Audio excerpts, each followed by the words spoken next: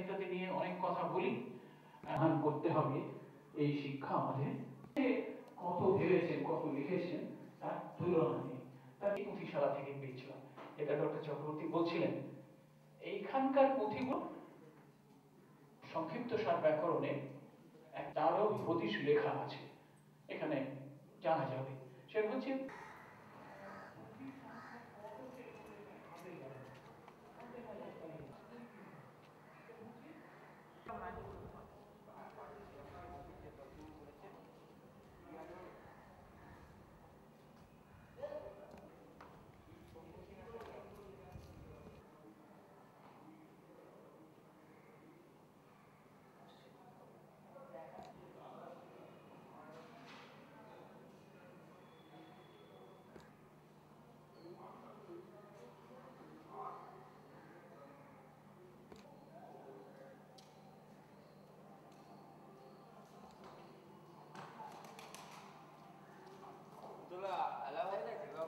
between these two parts, Bangladesh and Bangladesh.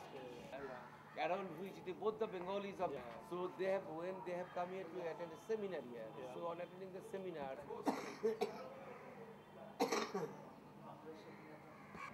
so there is the middle one reading a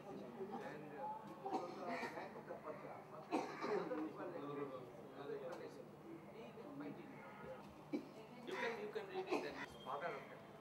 Rabindranath Tagore was born. আমি ওখানে আসছি, আমি তো কলকাতা আছি,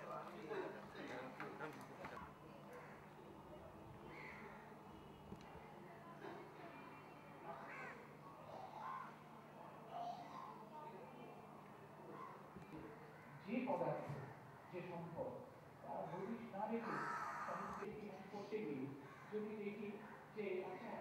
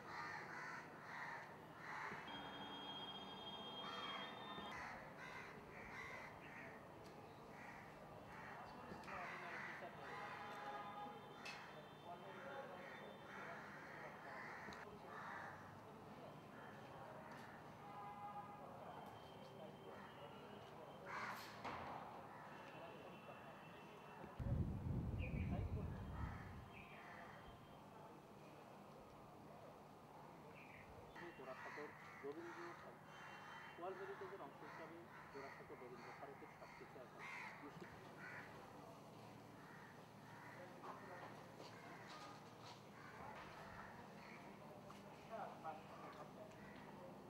আমাদের আমি নিজে ব্যক্তিগতভাবে লেখালেখির সঙ্গে যুক্ত এবং কবিতায় লিখি, তার সঙ্গে সাংবাদিকতা। সেই সূত্রে দাঁড়িয়ে এইখানে এই জোড়াসাঁকোর ঠাকুরবাড়িতে দাঁড়িয়ে বা যখনই আমরা আসি তখনই মনে হয় যে এই আলাদা করে আমরা যারা মানে লেখালেখির সঙ্গে যুক্ত, ব্যক্তিগতভাবে আমি কবিতা লিখি এবং সাংবাদিকতা করার সূত্রে জোড়াসাঁকোর ঠাকুরবাড়িতে বিভিন্ন সময় এসেছি, আজও এখানে এসেছি। এসে দেখছি, যেটা মনে হয় যে এইখানে আমাদের যেটা মানে প্রত্যাশা, যে এখানে যেমন আগে গান এখানে গান শেখানো, এখানে অন্যান্য বিষয় ছবি এবং স্কাল্পচার এগুলো হতো। এখন এখানে এসে দেখছি যে সেটাকে, এটা যেহেতু হেরিটেজ বিল্ডিং হয়ে গেছে, সরকার এটাকে হেরিটেজ বিল্ডিং হিসেবে ঘোষণা করেছে। ফলে আমরা এরকমটাই চেয়েছিলাম, এটা তো হওয়া উচিত। রবীন্দ্রনাথের মতো মানুষের যে বাড়ি, একটা নবজাগরণে, বাংলার নবজাগরণের বিশাল ভূমিকা পালন করেছে। তাছাড়া পৃথিবীর বিভিন্ন প্রান্ত থেকে মানুষ আসেন এর দেখতে। সেই দিক থেকে এটা তো এইভাবে সংরক্ষিত হোক, সরকার তার দায়িত্ব নিক। পাশাপাশি এখানে আরও যে বিভিন্ন বিষয়, রবীন্দ্র চর্চা কেন্দ্র, আজকে আমরা এখানে দেখছি যে একটা ক্ষিতীন্দ্রমোহন পুঁথি চর্চা কেন্দ্র গড়ে উঠছে, তার সেমিনার চলছে। তো এরকম আরও কিছু উদ্যোগ নেওয়া হোক, যার সঙ্গে আমাদের বাঙালি মনন, আমাদের বাঙালি জীবন জড়িয়ে থাকে, এটা আমাদের চাওয়া। আর পাশাপাশি আরও ভাবতে ইচ্ছে করে যে আমরা বইতে পড়েছি যে রবীন্দ্রনাথের অনেক লেখাই রবীন্দ্রনাথ লিখেছেন পাতিস্বর এবং শিলাইদহে বোটে বসে লিখেছেন, এবং তিনি সেখানে আমরা যারা ওপার বাংলায় যেতে পারিনি তারা বইপত্রের মধ্যে দিয়ে পাই। দুবাংলার সংস্কৃতির ক্ষেত্রে আমার মনে হয় যে এই জোড়াসাঁকোর ঠাকুরবাড়ি এবং ওখানকার যে রবীন্দ্র হেরিটেজ যে বিল্ডিংগুলো রয়েছে, সেগুলো যদি বাংলাদেশ সরকার সংরক্ষণ করেন, তাহলে বোধহয় এই দুটো জায়গা থেকে রবীন্দ্রনাথকে আমরা আমাদের আরও বেশি স্মরণীয় করে তুলতে পারি, এটা একটা মনে হয়। এবং পাশাপাশি আমরা যে সাংস্কৃতিক ঐক্যের কথা বলি, দুবাংলার সাংস্কৃতিক ঐক্য, তারও একটা মেলবন্ধন হয়ে উঠতে পারে এপার বাংলার এই রবীন্দ্রনাথের ঠাকুরবাড়ি এবং ওখানকার শিলাইদহের যে রবীন্দ্রনাথের বাসস্থান, সবটা মিলিয়ে মিশিয়ে। ওনার সাথে কথা বলেন, এটাই আমি যেটা ভাবনা চিন্তা করছি, ভালো লাগবে না। আগে তো এরকম অন্যরকম ব্যাপারটা ছিল, যখনই বাইরে থেকে মানুষজন আসবেন এবং তারা যেন ভালো ব্যবহার পান কর্মীদের কাছ থেকে, এটাও একটা ব্যাপার, বড় ব্যাপার। রবীন্দ্র অনুরাগী মানুষ, বাংলা সংস্কৃতির মানুষ, সবাই চিন্তা রবীন্দ্রনাথের স্ট্যাচুটা তো নিছেন না? হ্যাঁ, আমাদের এখানে ছবি আছে, ছবিতে আমি বইতে পারি। 100 বছর আগে রবীন্দ্রনাথের বাল্যবেলা সেই আছে ঘরে বাইরে। মূলত এখানে যেহেতু আমরা সবাই জানি যে জোড়াসাঁকোটা কবিগুরুর জন্মস্থান, এবং অবশ্যইভাবে শান্তিনিকেতনের বাইরে পশ্চিমবঙ্গের ভেতরে রবি ঠাকুরের সবথেকে বড় কোনো জায়গা বলতে সেটা জোড়াসাঁকোকেই ধরা হয়। এবং এখানে রবীন্দ্রনাথের বাড়িতে একটা মিউজিয়াম তৈরি করা হয়েছে, এবং এখানে আগে আমাদের সেন্ট্রাল লাইব্রেরি ছিল, যে লাইব্রেরিটা এখন মিউজিয়ামটাকে সংরক্ষণ করার জন্য আমাদের এটা বিটি রোড ক্যাম্পাসে, যেখানে রবীন্দ্রভারতীর অন্যান্য বিষয়গুলো পড়ানো হতো, সেখানে নিয়ে যাওয়া হয়েছে। এটা আমাদের সঙ্গীত ভবন ছিল, সেটাও এখন ওখানে নতুন করে তৈরি করা হয়েছে।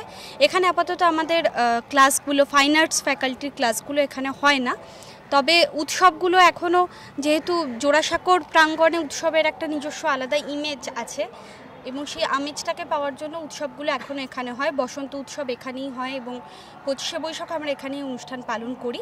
কিন্তু রেগুলার ক্লাসেস হলে যেটা হয়, বা ক্যান্টিন থাকলে যেগুলো হয়, সেভাবে সংরক্ষণ করা যায় না, এবং সেটার জন্য আমাদের সঙ্গীত ভবন ওখানে তৈরি হয়েছে।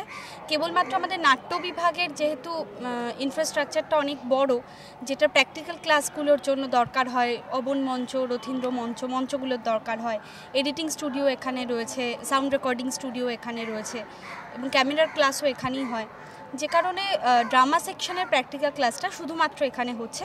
বাকি সমস্ত ফাইন আর্টস ফ্যাকাল্টি গত বছরের আগের বছর পুজোর পর থেকে ওই বিল্ডিংয়ে চলে গেছে, এবং এটা অবশ্যই একটা খুব ভালো উদ্যোগ, কারণ রবীন্দ্রনাথের জন্মস্থান, এটা অনেক মানুষই দেখতে আসেন, এবং আমরা চাই এটার প্রচার আরও ঘটুক, এবং আপনাদেরও ধন্যবাদ, আপনারা এই বিষয়টা তুলে ধরছেন।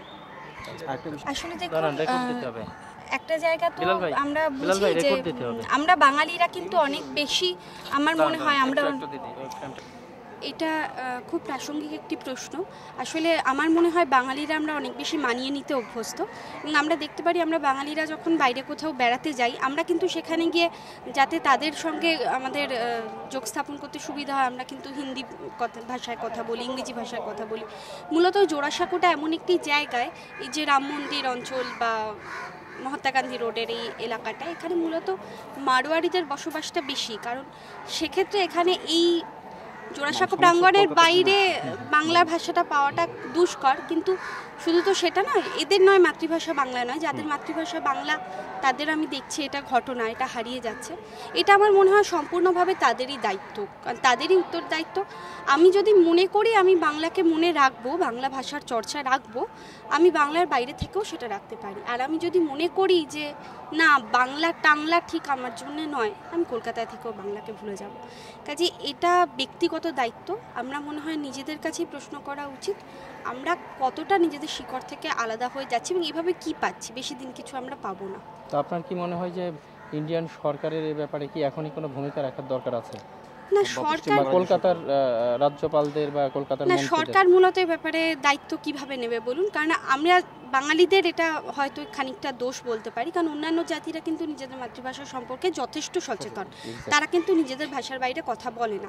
পশ্চিমবঙ্গ সরকার উদ্যোগ অবশ্যই নিয়েছেন, মানে কিছুদিন আগে এখানে একটা অ্যাক্ট চালু হয়েছিল যে কোনো সাইনবোর্ডে ইংরেজিতে যা লেখা থাকবে তার পাশে বাংলাতে লিখতে হবে, বড় বড় দোকানগুলোর নাম বাংলাতেও লিখতে হবে।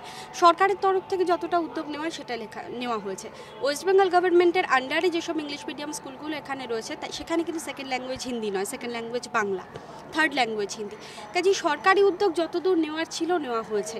এবার মানুষকে ব্যক্তিগতভাবে সচেতন হতে হবে। সেটা যদি মানুষ না হয়, তারা যদি মিশ্র সংস্কৃতিতে গা ভাষায় কিছুদিন মাঝে মানে নিজেদের আইডেন্টিটি, নিজেদের পরিচয়টাই হারিয়ে ফেলবে, সেটা তাদের দুর্ভাগ্য, নিজেরা ডেকে আনছে। Thank you. আপনি কোন বিভাগের স্টুডেন্ট? আমি নাট্য বিভাগে। 4 বছর? না, অনার্সটা 3 বছরের হয়। আর যদি আমাদের সেলিম আল দ্বীনের নাটক আপনারা করেন? না, সেটাও আমি এখনো পর্যন্ত, আমারও কিছুটা বলতে পারেন দুর্বল জায়গা, আমি এটা সেভাবে আমার করা হয়। থ্যাংক ইউ দিদি।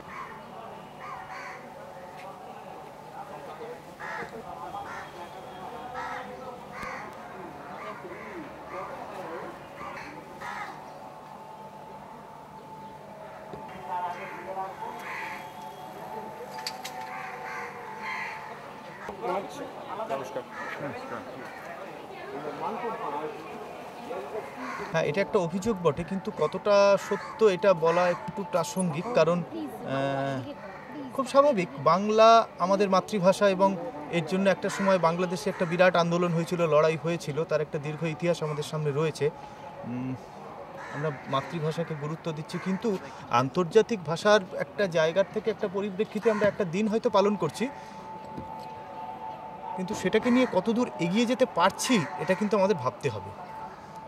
তবে সবাই মিলে আমাদের এই চেষ্টাটা করাটা বাঞ্ছনীয়, যে আগামী প্রজন্মের কাছে অন্তত তুলে দিতে হবে যে আমার নিজের ভাষাটা কিন্তু সবার আগে। এখনকার বাবা মারা, মানে আমাদের জেনারেশনের বাবা মারা কিন্তু আমার সন্তানকে এগিয়ে দিচ্ছি একটা অন্য ভাষাকে প্রাধান্য দিয়ে। সেটা আমি বলছি না কী ভাষা, সেটা আমি বলতে চাইছি না, একটা অন্য ভাষাকে প্রাধান্য দিয়ে আমরা এগিয়ে দিচ্ছি, কারণ সে আন্তর্জাতিক বাজারে সে একটা জায়গায় নিজেকে প্রতিষ্ঠিত করবে বলে। খুব ভয়ঙ্কর বিষয় এটা, একটা কঠিন একটা জায়গা যেখানে আমাদের কিন্তু আমরা আস্তে আস্তে পিছিয়ে পড়ছি, এবং পড়তে পড়তে একটা সময় দেখা যাবে যে আমাদের অরিজিন বলে কিছু থাকবে না। এটা ভাবতে হবে এখন আমাদের। আর কি আরেকটু প্লাসগুলো রবীন্দ্র বারবারই ভুল করছি রবীন্দ্র। আপনার জায়গা থেকে এটা তো আমাদের কিছু শিক্ষক বা ছাত্র বা আধিকারিকদের বিষয় না, এটা সম্পূর্ণ একটা প্রশাসনিক একটা দীর্ঘ একটা পর্যালোচনা এবং তার আলোচনা, এটা একটা দীর্ঘ একটা বিরাট প্রসেসের মধ্যে। তো হয়তো কর্তৃপক্ষ মনে করেছেন যে এই ধরনের একটা বিষয়কে আলাদা এইখানে না রেখে অন্য জায়গায় রাখলে হয়তো অনেক আগামী দিনে অনেক ভালো হবে বিশ্ববিদ্যালয়ের। সেই জায়গার থেকে তারা মনে করেছেন সেটা ভীষণভাবে প্রাসঙ্গিক বলেই মনে করেছেন বলে হয়তো নিয়ে গেছেন। হ্যাঁ, প্রাথমিক অবস্থায় যে কোনো জিনিস শুরুতে একটা সমস্যা থাকেই, সে সমস্যাটাকে আশা করা যায় 2-1 বছরের মধ্যে আমরা ওভারকাম করতে পারবো। ঠিক আছে, দেখাই যাক না। সেটা বাংলাদেশের রবীন্দ্র চর্চার কি অবস্থা আপনার মনে হয়?